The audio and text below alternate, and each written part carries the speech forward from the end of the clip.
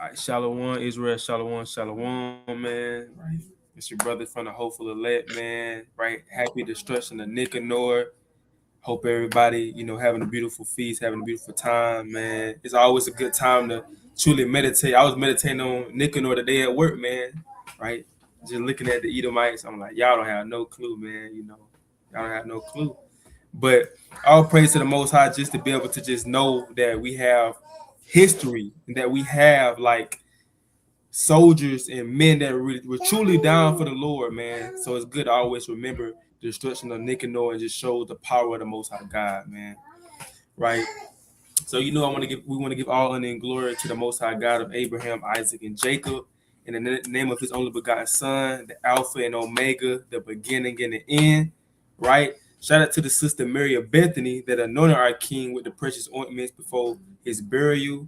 And also shout out to our ancestors that came before us that chose death before dishonor, right? That was willing to lay their life down, was willing to not compromise and to bow down and serve gods or different gods, idols and things like that. They was willing to die, right? And die honorably for the name of the Lord, man. So all praise to the Most High. Got the brother Ahlayah right here, man. Right, the brother came and kicked it with us for our Nicanor, man, from the servants. So if he got Shalom.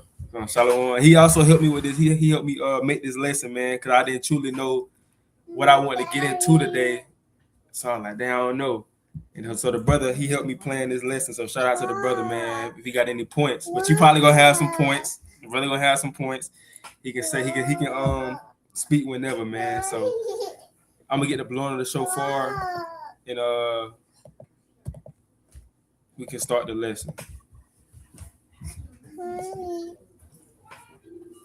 The easiest pull-on pants made with mesh panel fabric. I got my husband these for his birthday. His friend.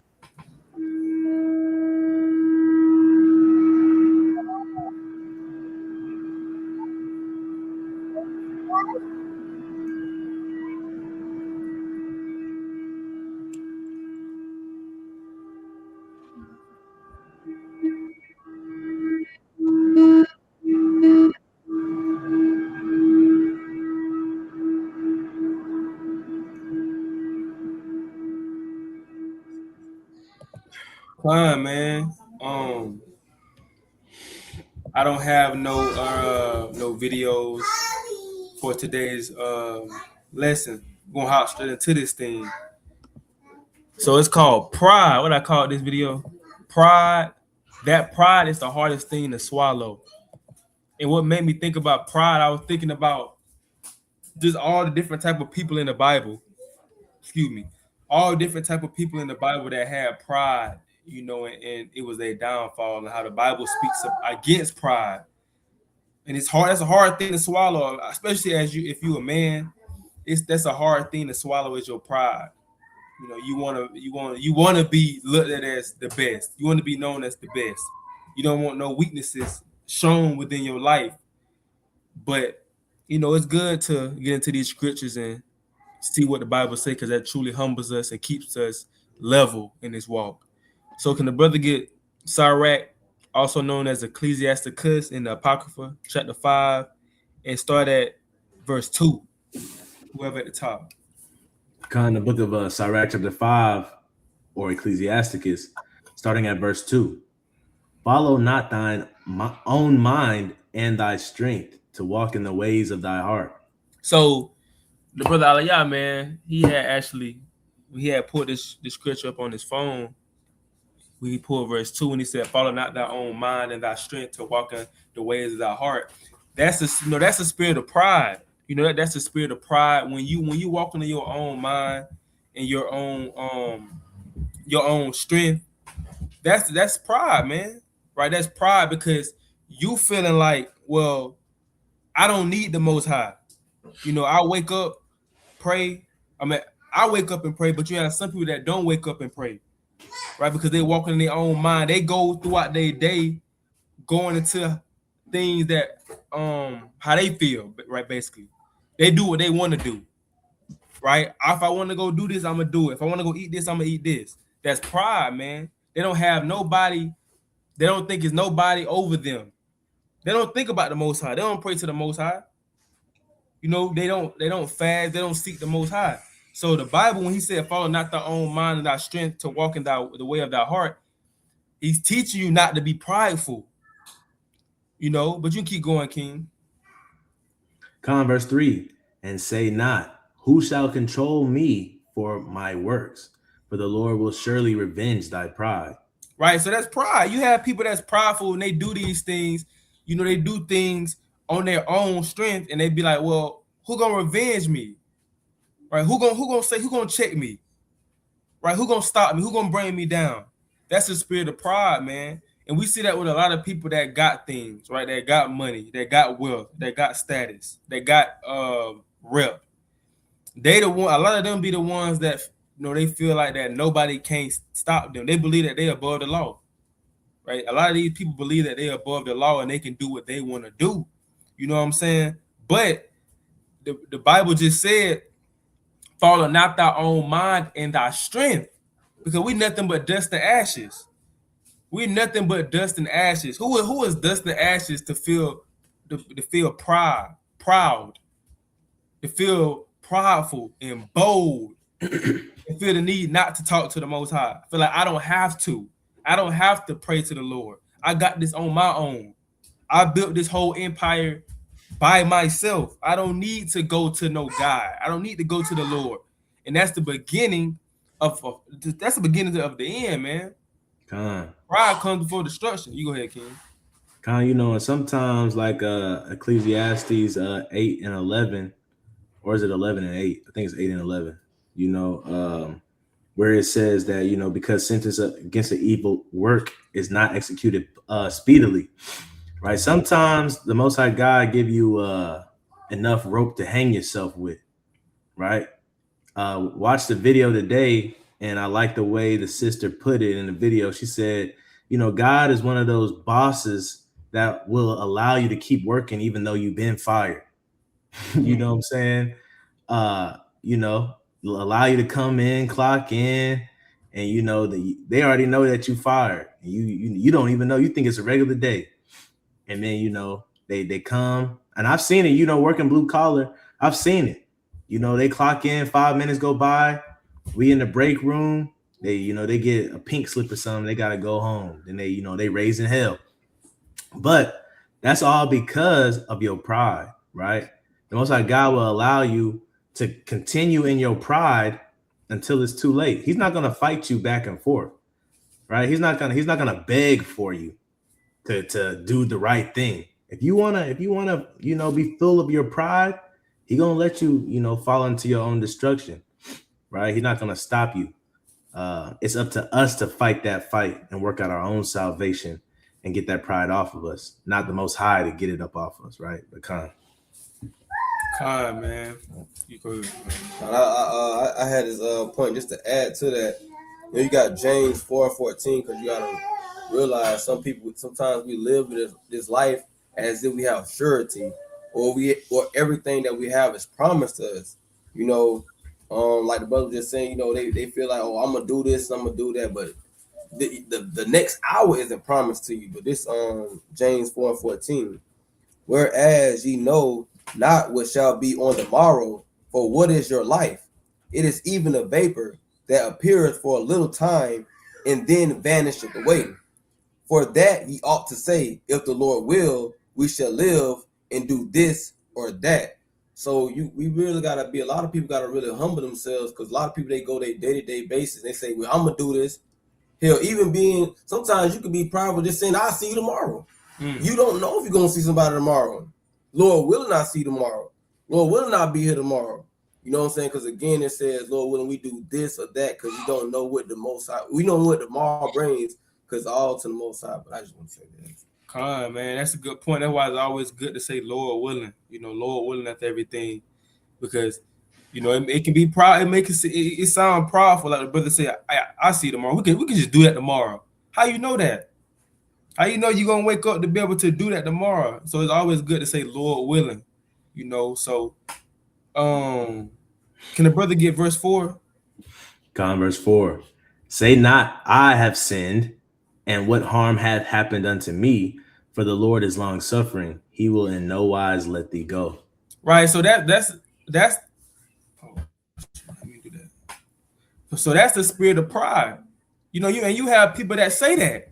You have people that come out their own mouth, or even if they don't say it out their mouth, they thinking it within their head. They saying, yeah, I done sinned. Yeah, they know what they did wrong. Yeah, I done committed adultery. Yeah, I done got this money unjustly. What's gonna happen to me? Nothing ain't gonna happen to me. Where I've been eating pork my whole life, I ain't gonna get no heart attack. I ain't gonna get no diabetes. So people that the Bible said don't say that, or don't even think that. Don't think, well, yeah, I done sinned. So what? If you done sin, you need to repent. Don't have that mindset of so what. He said, what harm have happened unto me? For the Lord is long suffering. He went no wise let thee go, man. So the Lord is very long suffering. So yeah, you done sin, but just because just because judgment haven't happened right away doesn't mean that you got away with it. That's why when you watch those documentaries, or you go to the internet and look at people that done did crimes and they get caught 20 years later, like they thought they escaped the murder. They've been on the run for 40 years. Like I seen this video a while, about like 2 or 3 years ago.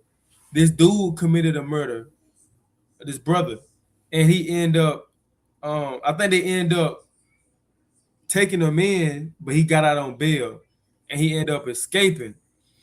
And like 40, I don't know when the year, it was a long time ago. This man had gray in his beard and everything. It was just a random traffic stop, right? And they pulled him over and they checked his license and they realized that he was wanted. And they took him in and they realized that he was him that did that murder back in like 1990 something.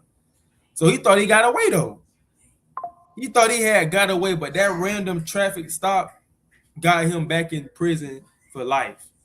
And that judgment from the Lord, because you can't escape the Lord, man. You sin, you can't escape the judgment that comes with that, man. It's gonna come. The Lord long suffering though. He very long suffering.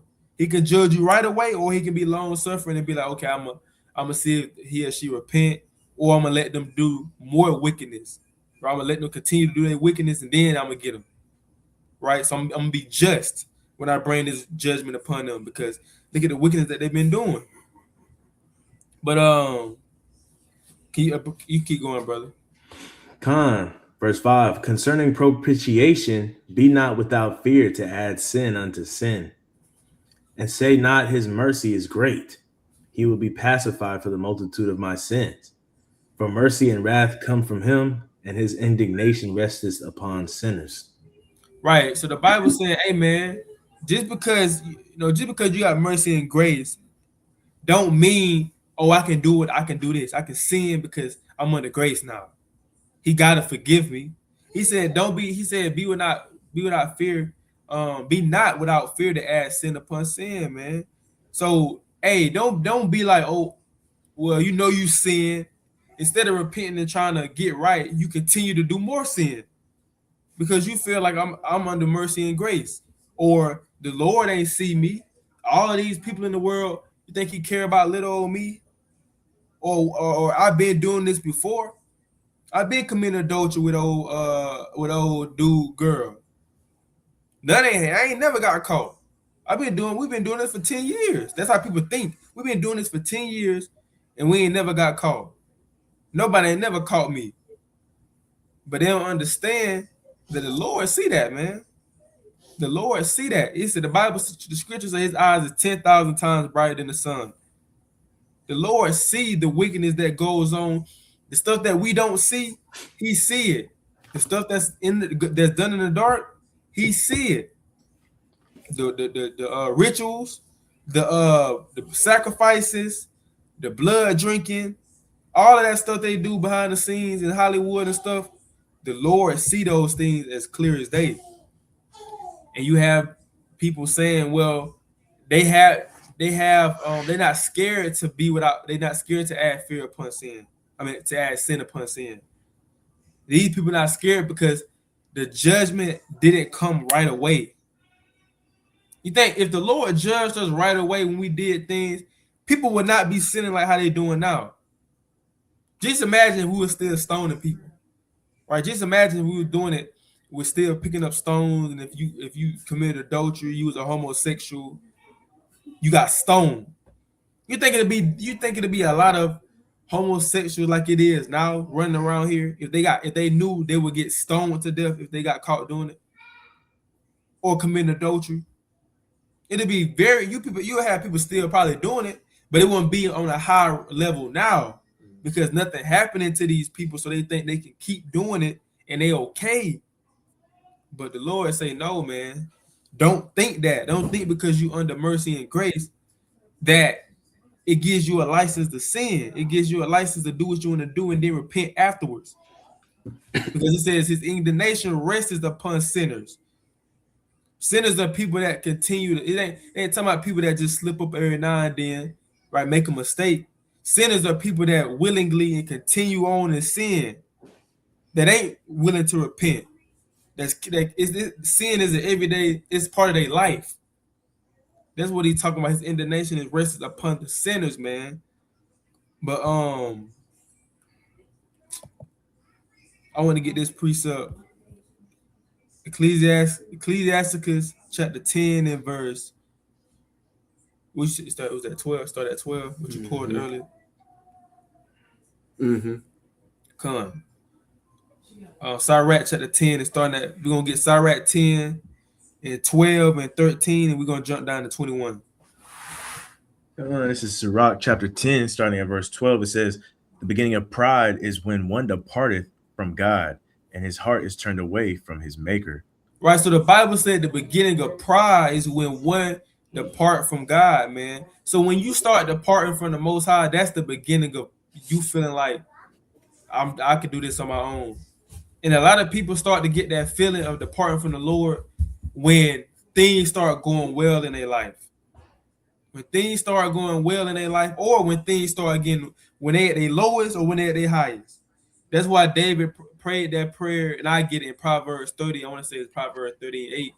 But I'll pull that in a minute. But that's why it was certain prayers that was prayed to make sure if I do gain riches, I pray that you don't give me a lot, but I pray you don't bring me down to a lower state either.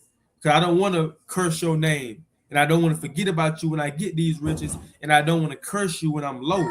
So he said the beginning of pride is when one depart from God. So a lot of people start to depart from God when they start getting more money, right? Get that girl they wanted, getting that attention from other people that they wanted. They feel like, well, I don't need God. They pray to receive that gift. Then when they get that gift, they stop praying. They only pray to him when they sick and they finna die. That's when they pray to him. But other than that, they don't call upon him. The beginning of pride is when you depart from the Most High because you feel like you don't need him. And then you become your own God. You know how many people wake up and don't even just imagine going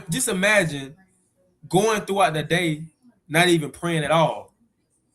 You never fasted in your life.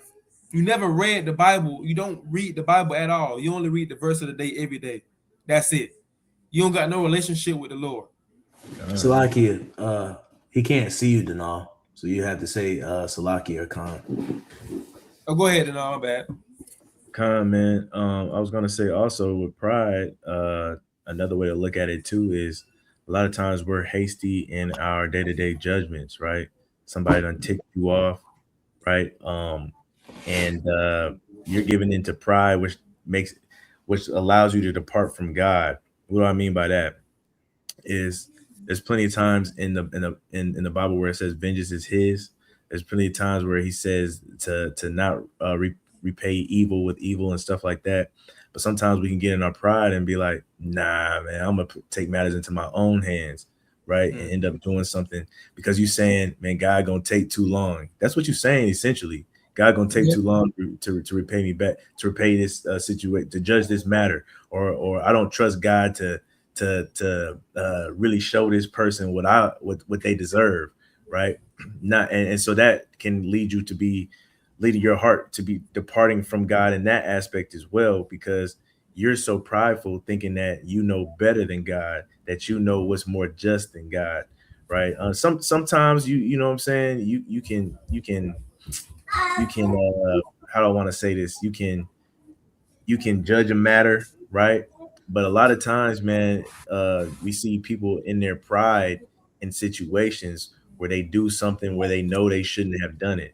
Man, I know I shouldn't have done that, but hey, or you might not even be trying to pay somebody back. Sometimes pride can look like you being petty with somebody, right? Or pride can look like you being loose at the lips when you know you shouldn't have provoked that person or said that thing, right? A lot of times we get away from letting God handle things or the Most High handle things, and we take matters into our own hand. And again, that's showing that you have departed from God because you taking matters into your own hands. But God, Right, man, and that's true, man. You have, probably been plenty of time. You can charge them, please, thank you. I've been times where like you may be upset with me sometimes. Like I had to force myself to pray. You may be so like you may be upset, or you may just be stressed, or you tired, and a thought come, just go pray about it. But your flesh want to be like, nah, no, I don't want to do that, man. I don't feel like it. That's a spirit, man. That's a spirit of pride. That's a spirit of pride. You don't want to go pray to the Lord about a situation that's within your life because you feel like you're strong enough to handle it, man. Hey, I seen the video. A dude was like, the worst thing that a man can say is, "I got this." No, that's the worst thing a man can say. That I got this. No, no, you don't, man. Right? The most high. That's when that pride come in. I got this. I can do this on my own. I got this by myself. I don't need nobody. No, man. That's how a lot of people, that's how a lot of men think. It's a lot of men out here with that spirit of pride. And they don't want other people to tell them nothing because they feel like I'm a man. I don't need help.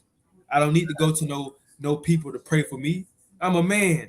I don't need no help within my life. I'm a man. I can do this on my own. That's God, pride, man. That's pride. God. Oh, go ahead, King. No, that's right though. Men suffer from pride. Now, don't get me wrong. Now, women suffer from pride too, Yeah, but fact. men suffer from pride, and it's detrimental to the family unit. You know what I'm saying? Yeah, Sometimes men, we wake up, we might be in a mood, and I've you know, had to, it's that hour of prayer. Shout out yeah, to that brother Ahlayah with the group text, you know what I'm yeah, saying? Keep you on it. When that's that hour of prayer, you might just gotta be like, hey Lord, take this spirit about me, help me have a good day, help me to be in good spirits. When you catch yourself being moody. Because nothing make it worse than your rib or somebody saying, hey, you need to pray that spirit off of you. That just make it worse.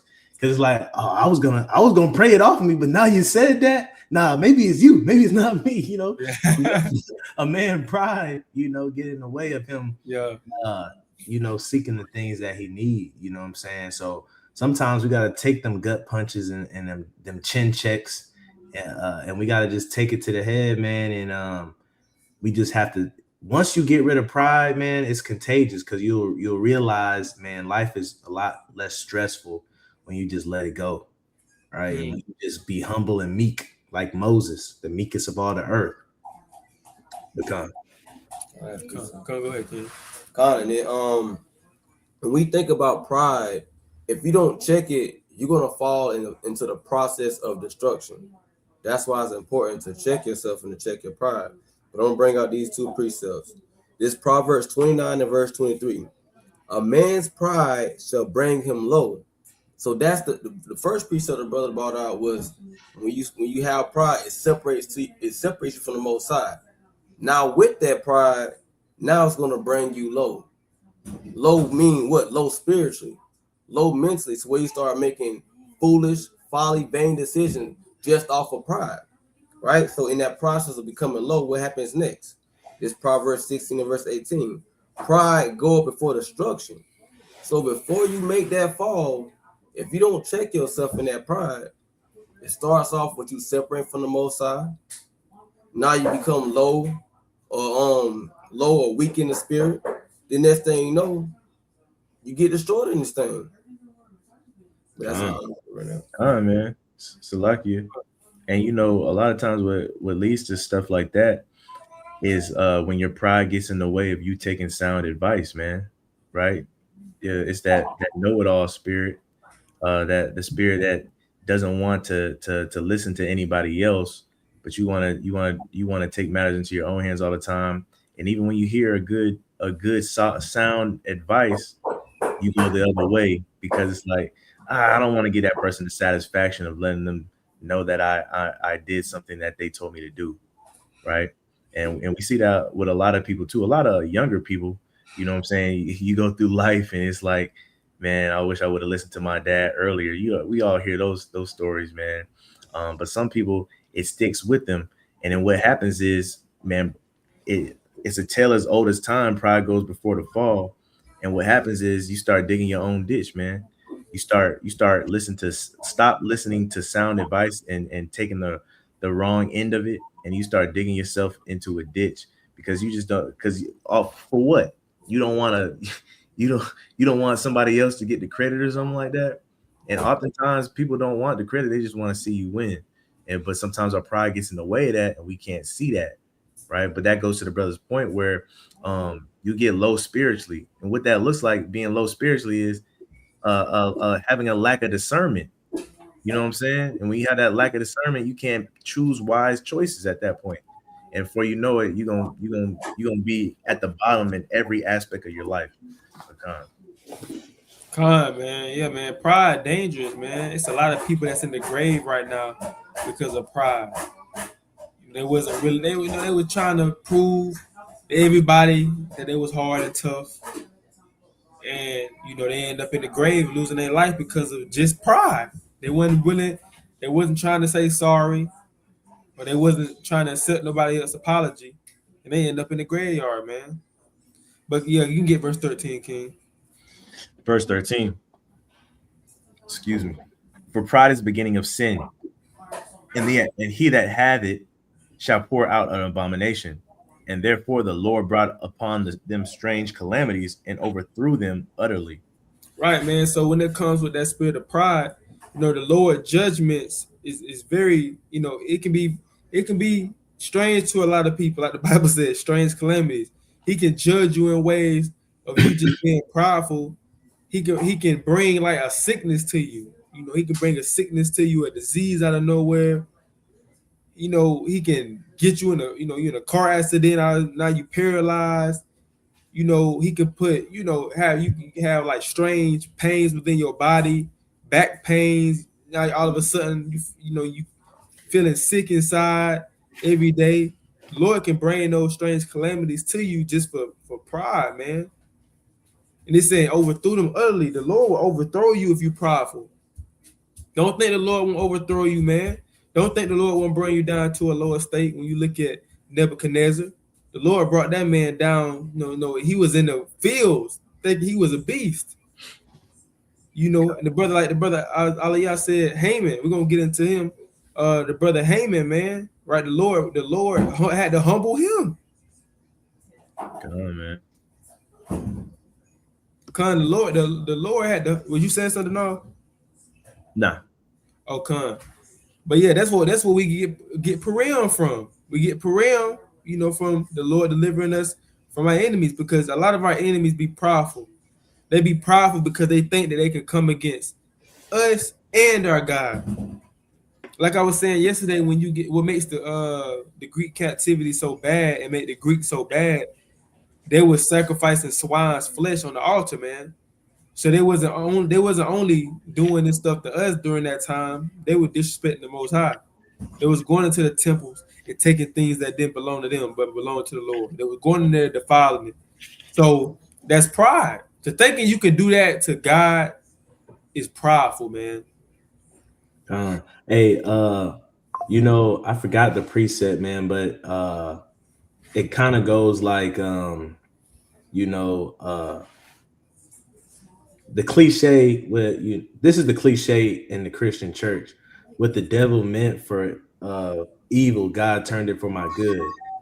There's some precepts that also go along the lines of God will repay or return those evil works on your enemy's head, right? I say all that to say this because you mentioned Haman, right? Or Haman. uh, he was so prideful, and God made him look so foolish. The king of Persia said, "Hey, what do you think I should do for a man that did this great thing for me?" And he thought that he was talking about himself. So he's like, Yep. man, give him some royal garments, give him a nice horse. I actually shared this precept with Denal earlier today. Give him a nice horse, parade him through the city. You know what I'm saying? Throw a parade and a feast for that man. And then he was like, you know what? That's a great idea. And all that stuff happened to Haman's enemy, Mordecai. Yeah. Right. And so sometimes, when you're prideful, God will set you up to build a table for somebody else and you didn't even know it. You thought you were Right. building a table for yourself, and then you really build a table for somebody else, and now you feel even worse. He'll humble you, man. Pecan. Yeah. He will indeed humble you, man. That's part of it. You prideful, the Lord will humble you, and he will embarrass you in front of everybody. Best believe Haman was embarrassed, man. Haman probably was talking about Mordecai to his friends and family, mocking him to everybody. Look at him. Look at that Jew. He's nothing. Now all of a sudden, just imagine how everybody was looking when they seen him having the what he had did. He had to, I know Mordecai was on the horse, right? And he had to walk him on the horse. All the things the king said he had to do, he did for Mordecai. Mordecai got a parade, and he got on the horses. It says the king's horse. So he was on like one of the best horses in the city. Just imagine that. Just imagine how people were looking at Haman. Like, dang, bro. All that talk you was talking about him, look at him now. I thought it was supposed to be you twin. Where you at, twin? Right. Yeah, what's going on? What's going on, bro? You saying that you was finna get all of this stuff. Why he got it? The Jew. But that just goes, man. The people that the Lord used the people that people. Matter of fact, you can get it right here. Can you read verse 14? Verse number 14. It says, the Lord has cast down the thrones of proud princes and set up the meek in their stead. Right. So the Most High, he set up the meek. The Most High deals with the meek and the lowly because they can be dealt with and taught. He don't deal with the proud. That's why when it's so many wicked kings in the scriptures, when you read about First Kings and when you read Second Kings, First Chronicles, Second Chronicles, and you just reading about this king, and the Bible said he was wicked, right? He was into idols and things like that. It's because a lot of them kings are proud. They was proud. They thought they was against. They thought they was bigger than the Most High. When you think about Saul and David, man, Saul got to the point where he felt like he had too much power. He didn't have to obey the Lord, but he set David, a man after his own heart, in Saul's place. So that's proof that the Lord does this, man. He don't care. He don't care. You say you proud. Why you proud for? You a proud prince. The Lord can easily get you out the way. That's what I'm saying. You have a lot of people, and it be our people too, man. That be very, very proud, and they don't understand that the Lord will bring you down off your high horse at any given time.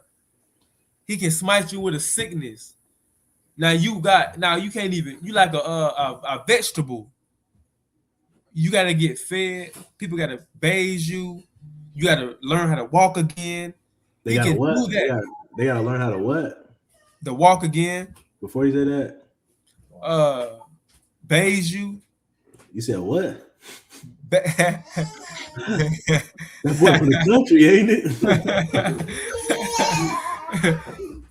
Bath you.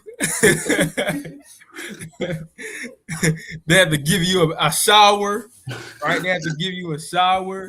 All type of stuff, man. The Lord can do that, and that's why the Bible says it's a terrible thing to fall into the hands of the living God. It's a terrible thing, man. Because when he judge you and when he bring you lowly, you don't know how low he gonna bring you, man. But you keep going, King. Verse 15, the Lord has plucked up the roots of the proud nations and planted the lowly in their place. Mm-hmm. Verse 16, the Lord overthrew countries of the heathen and destroyed them to the foundations of the earth. He took some of them away and destroyed them and had made their memorial to cease from the earth. Pride was not made for men, nor furious anger for them that are born of a woman.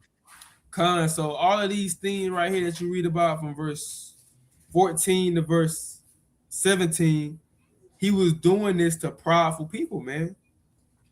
He said he destroyed, he overthrew countries of the heathen that was proud, that was boasting. Remember, Nicanor was pointing. Nicanor was mocking. Right? Nicanor was doing all of that. The Lord got up with him though. For that. The Lord judged him for that, man. So it's gonna come quickly and swiftly. Just like this verse right here. Can the brother read this Proverbs? Proverbs 16 and 18. Pride goeth before destruction, and a haughty spirit before a fall. Yeah, so pride goes before destruction and a haughty spirit before a fall. So if you got pride, man, just know you finna fall afterwards. Destruction coming. Remove that pride, man. God, we got to get it. Our nation especially has to get that pride off of us, because all the prophecies that we're hoping to happen are because of the pride of all these other nations. So if you're expecting the Most High to defeat these other nations because of their pride, how can you be filled with pride, right? I think it's Isaiah chapter 13. It talks about making the I'm trying to phrase it right. It says to make the arrogance of the proud to cease, right? And we know who's more arrogant and who's more proud than Babylon, right? Than America. They even have a sect. They even have a sect of people that call themselves the Proud Boys. They even have parades called the Pride Parade, right? This is the most proud nation, quote unquote, so-called nation, right, in the earth. And we are waiting for it to be destroyed. Why? Because they're proud. So what do you think is going to happen to you if you're proud? You're going to get destroyed too. So don't be a hypocrite, right? Of course, we're praying for this place to, get his judgment, but you don't want to be caught up in that judgment either. Being caught up. When it says come up out of her, it's talking about that pride too. Because Babylon done instilled a lot of pride in us while we've been here, right? Because some people got some money, because some women got that position she want, right? We done got some pride within us, and we got to get it out. Become. Con, man, that's facts, man. Babylon, that's true. America, it'll have you prideful, man. It'll have you prideful because all you need is money. A little bit of money, man, you can get whatever you want. And that will bring pride to a lot of people. Till they feel like, man, even a lot of our people, they feel like they look down or look past our people that don't really have it like that, because they feel like, well, I got this. I got this type of job. I got these cars. Like I'm not a nigga no more, basically. That's how they think. I'm not a nigga no more. I'm eating with these rich white folks around this table, and they inviting me to go play golf. I'm not like these black people no more. They forget who they are. A lot of them forget where they come from. Con, I'll say this real quick. In Jeremiah 44, right, it talks about Jeremiah trying to warn the people, right? Saying, hey, look, listen to God. Y'all finna go into slavery, but he's going to take care of you. And the people weren't having it. In Jeremiah 44, the people told Jeremiah, they said, yeah, we hear what you're saying from the Lord. We're not sure if we want to follow that. They said, since we've been following and burning incense to the mother of heaven and pouring drinks unto her, we've seen no evil. So why would we listen to, they said, why would we listen to your Lord now? Right. They said that to Jeremiah when Jeremiah was, trying to warn them. That's proud. That's pride. Because you've been living in sin so casually without judgment, you think it's okay. You think that's the real God because of that. But no, what happened is the Most High God was allowing you to live in your sin for a time, and now when it's time to punish you, it's not because you stop, worshiping her. It's because He's repaying you for the evil that you did, which is Right. Right. right, and you want to go back to doing the evil. That's the pride, man. Right. Right. Want to go back. That's how people is now, man. Who was in Christianity, everything was going well, man. When I was a Muslim, things was going so well, man. When I was into tarot deck cards, or when I was Ephah, into crystals and all, you said what out? Ephah. Ifa. Mhm. I know my brother asked me, you know Ifa, I'm an Ifa. You know what Ifa is? I'm like, nah, bro, I don't know what that is, bro. You Israelite though, bro. but I ain't after all this stuff, but they be like, what, man, it was going so smooth then. But when I come to serve your God, the God of Israel, why things starting to get worse? Why judgment coming? Why it seems like I'm getting judged every day? But yeah, because you being wicked. He judging you for your wickedness, man. And you have a lot of people. They they have a narrative of God in their head, and they make their God how they want God to be within their mind. So He's loving. He let me do what I want to do. He don't care what gender I dates and what I eats. He'll love me either way. They painted a fake God within their mind, and that they worship. That's what they do that. They was doing that back in the day too, man. But can you get Esther 6 and start at verse 4? The book of Esther, chapter 6 and verse 4. And the king said, who is in the court? Now Haman was come into the outward court of the king's house to speak unto the king to hang Mordecai on the gallows that he had prepared for him. So hold on real quick, King. So Haman was coming to talk to the king. He was on the outward court, right? Waiting to come in and talk to the king. He was going to talk to the king about hanging, because Mordecai had made some gallows, right? To hang Haman had made some gallows to hang Mordecai on. So he's going to go talk to the king about those gallows. He want to hang Mordecai on, right? So I just want to keep that in mind. He's going to have a conversation to the king about killing Mordecai. But you keep going, King. Verse 5. And the king's servant said unto him, behold, Haman standeth in the court. And the king said, let him come in. So Haman came in, and the king said unto him, what shall be done unto the man whom the king delighteth to honor? So Haman thinking, he must be talking about me. He got to be talking about me. Who else he talking about? He ain't talking about no. He definitely ain't talking about Mordecai. He got to be talking about me. So he thinking that the king talking about him without saying him. But you keep going, King. That's the spirit, man. I literally was reading this passage to Denal earlier today. And my rib. Now Haman thought in his heart, to whom would the king delight to do honor more than to myself? Yeah. And Haman answered the king, for the man whom the king delighteth to honor, let the royal apparel be brought, which the king useth to wear, and the horse that the king rideth upon, and the crown royal which is set upon his head.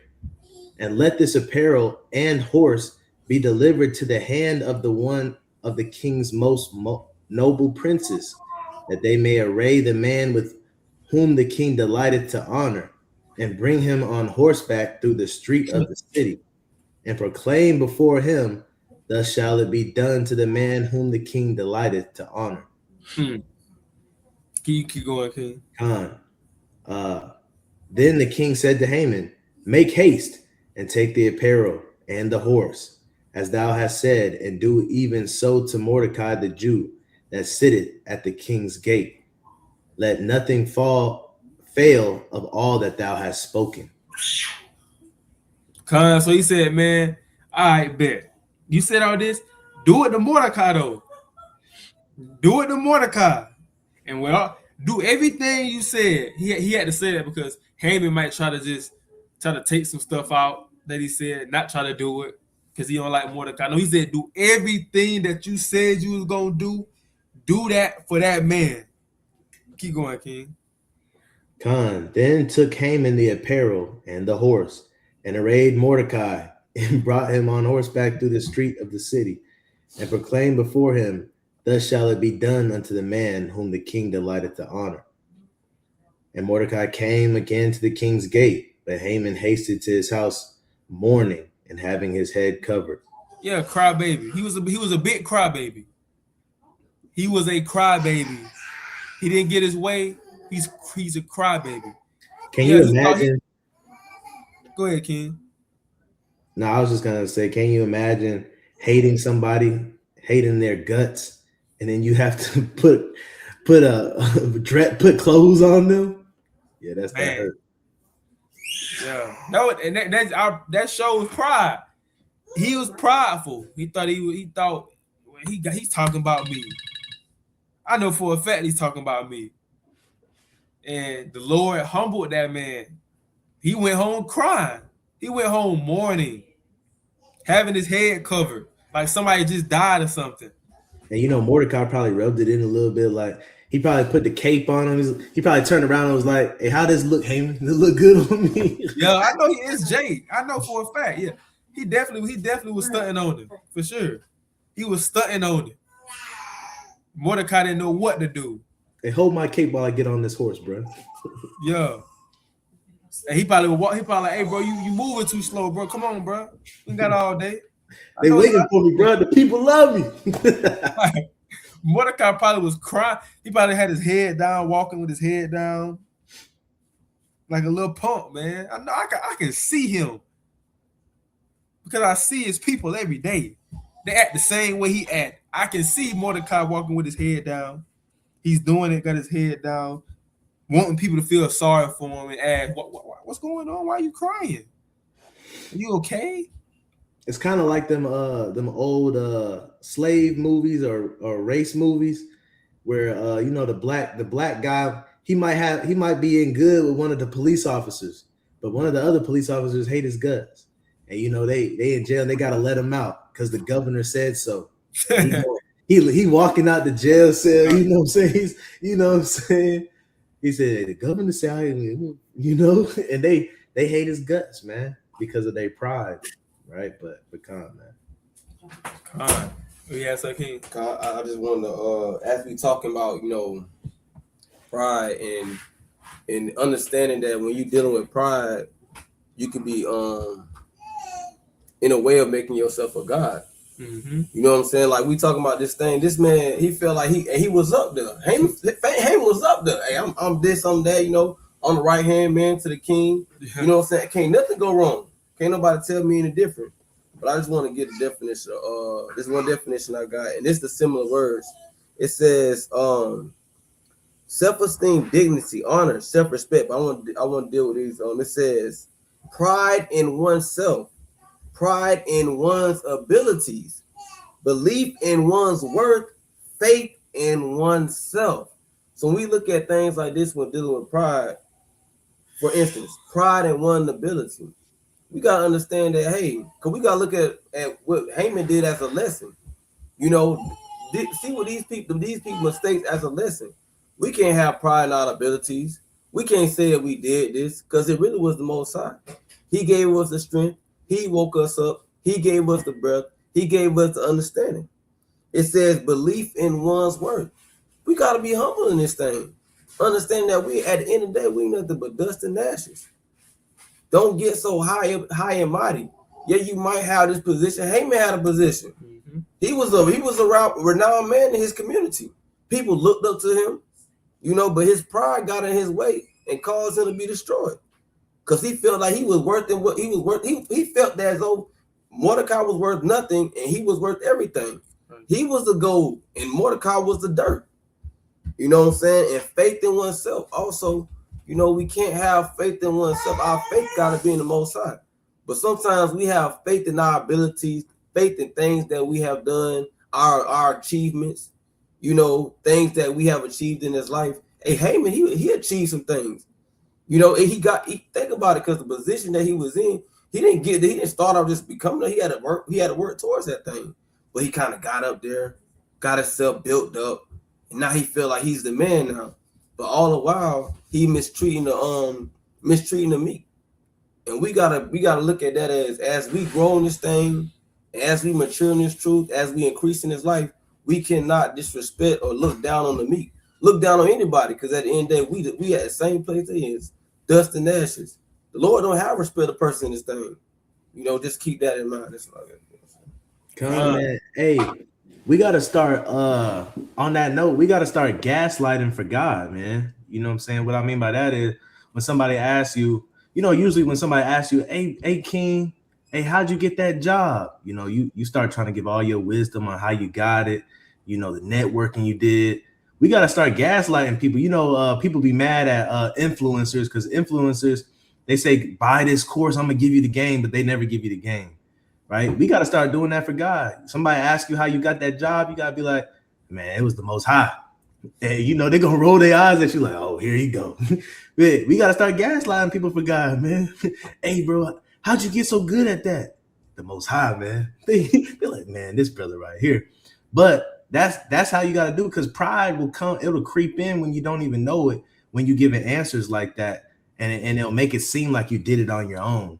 And a lot of times, man, we forget to give the Most High credit for the things that are orchestrated in our life, because it's easy for the flesh to take credit for something in a carnal sense, when we all know we prayed and fasted for some of the stuff that we got, man. But it seems like whenever you get it, that's quickly left out of your mind, those nights where you was praying and fasting. So we got to start gaslighting for God, man. Those are some mighty points that I brought up. Yeah, man. So I remember when I had this was like a couple years back. I work with my granddad, right? And he asked me, who you think got you this job? I said the Most High got me this job. He like, no, the Most High, I got you this job. I got you this job. he said, no, I got you this job.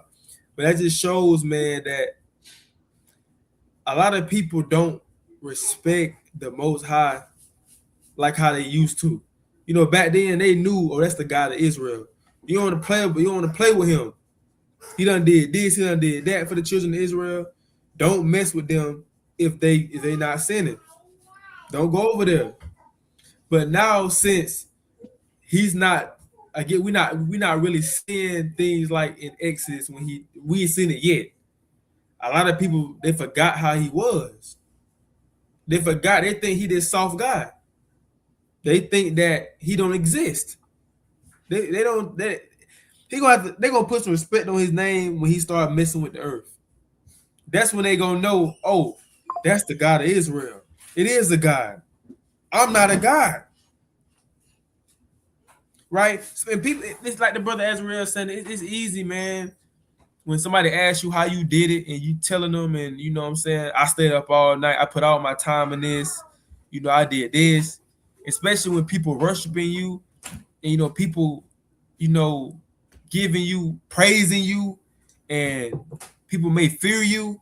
That can give you a sense of pride, because you may look at yourself as a God. I'm a God. I got all this money. I call the shots. Then as that pride come on you, till you think you can treat people any type of way because you have wealth. So you become a God within your head, man. You become a God within your mind, man. So we gotta be humble. Be humble in this thing. Be humble and remember what he said. Be humble. Sit down. Be humble. Sit down. Kendrick Lamar. We gotta be humble, man, because you ain't humble. You got pride, and that's gonna lead to your destruction. But I got 2 more precepts. Can a brother get this precept? This is Esther, chapter 5 and verse 14. Then said Zeresh, his wife, and all his friends unto him, let a gallows be made of 50 cubits high, and tomorrow speak thou unto the king that Mordecai may be hanged thereon.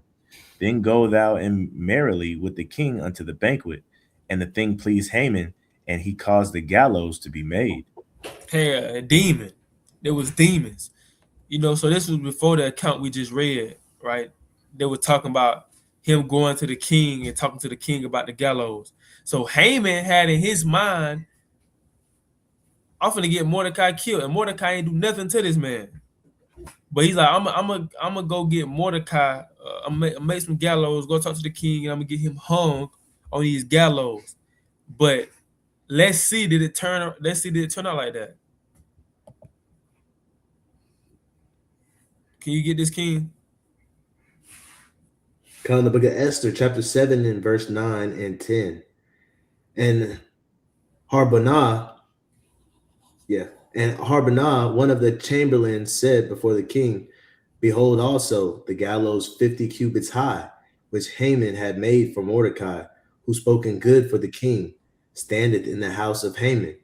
Then the king said, hang him thereon. So they hanged Haman on the gallows that he had prepared for Mordecai. Then was the king's wrath pacified.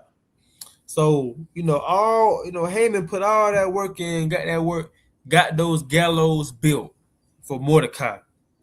All to just, at the end, he get put on them. See how the Most High got a sense of humor. The Most High is funny, man. The Most High already knew Haman was going to get hung on those gallows before it even happened. So, Haman, this is how you know, man, the Lord directs steps. Right? Proverbs 16:9. The Lord directs steps, man. He's in control of everything. It's all of his will. This man Haman built these gallows for Mordecai. The Lord knew Mordecai not gonna get put on these things. But I'm finna let them build these up. So Haman, I could put him on it for his pride, for his weakness. He gonna get put on the same gallows that he got built for Mordecai. That's the Most High, man. The Most High do stuff like that. Now, guess what? Haman got a bad name even to this day. When you read about Haman, we laugh at him, right? We like, dang, this man an idiot. That's what he get. We mock him. That's what he get. So he got a stain on his name forever for being a demon. All praise to the Most High, man. So that's all I had for tonight, man. Any brother have something? Did you ever get the one in Did you ever get the one in Cyrix 10 and 21? Did you ever get that 21? Did I? Oh no, you got it. Oh yeah, we didn't go down to 21. We stopped at and we stopped at like verse 17 or something like that. Okay. Ahlayah finna pull it up. My bad. I got you. Read it. This is Sirach 10 and verse 21. It says, the fear of the Lord goeth before the obtaining of authority, but roughness and pride is the losing thereof. And so when we look at this, look at the example of again Haman again. Like you said, we mocking him, but check this out. This man, he had authority, he had a position, he had a high seat in the king's. He had a high seat in the king's court, right? But it says, but roughness and pride is the losing thereof. But because of pride, you can lose your authority. You can lose that position that you have. You can lose whatever you have, that power that you might have, that job you might have, that leadership position you may have, and you can lose that off of pride. So that's something that we got to be cognizant of, again, like the brothers bringing up what you just brought up earlier, how the Most High, he built up anybody. Like the prince, the priest you brought about the princes and things of that nature. The Most High, he built up princes, and he could take a poor man up and make him rich. Yep. So the authority that's bestowed upon you is given to you by the Most High, but by you having pride and not checking that pride, it can be stripped away from you, just like with Haman, just like with Pharaoh, just like with Nicanor. All these mighty men, renowned men, all of them got stripped their authority because of their pride. Yeah. Yeah, man. Pride is the hardest thing to swallow. But you must get rid of it, man, because that's gonna be your downfall if you don't. And the brother Brooks said, Shalom, King. So. He said, Shalom, man. So any brothers have something else? Man, mighty lesson, man. Got to get that pride up out of you. Con. Man. You gotta check. You gotta be able to check yourself, man, and understand and know that you are nothing, man. Whatever the Most High decides to use you for in your life, you gotta always remember John 3:30, man. He must increase and I must decrease, right? And understand that it's not of you that got you in that position, whether it be high or low, right? And understand, just like the brother Ahlayah just said, is that, hey, look, man, the Most High can make a poor man rich overnight. You know what I'm saying? He can make a rich man poor overnight. So once we know these things, we understand that we have no control over these things, and so we got to get that in our mind. So every time we get in a situation to where we think that we got more control over it than we think, right? Like Haman, understand that you can't operate outside of the Most High's will, right? You got scriptures like, or else happy shall he be to find himself fighting against the will of God. You're never gonna win, man. If it wasn't meant for Mordecai to get hung, man, you gotta, and I'm pretty sure Haman knew that. He was trying to get over, but he was trying to get over because of his pride. And so you gotta understand, man, sometimes when you know not to do something, when you know that you using your power for evil, understand that the Most High is gonna check you for that, man. And you probably gonna be on the other end of that looking sorry, versus the person that you intended on looking sorry. You know what I'm saying? So just kind of check it, know how to check yourself. Like it says in, I think, 1 Corinthians or 2 Corinthians, examine yourself whether you be in the faith or not, because that's all that it's really saying, man, is to rid you of any pride within your body. You know what I'm saying? When you examine yourself, you got to rid any pride that's in your body and understand that you're in bondage to the Most High. You're a slave to the Most High. Things that you do is not of you, right? Things that you do is of the Most High, and anything in is, how, like Christ said, man, the words I speak, they're not my words. The things that I do, they're not mine. That's how you got to act, and we got to stop acting like we control things. You know what I'm saying? But Khan, I yield. Con. Good point, man. We don't control nothing. We don't control nothing. Everything is in the hands of the Most High, man. So, fine, man. Lord willing, we'll be back on here Friday. The brother Azrael with his freestyle Friday, man. And until next time, man. We the brothers at the Hope for the Let. Shalom. Shalom.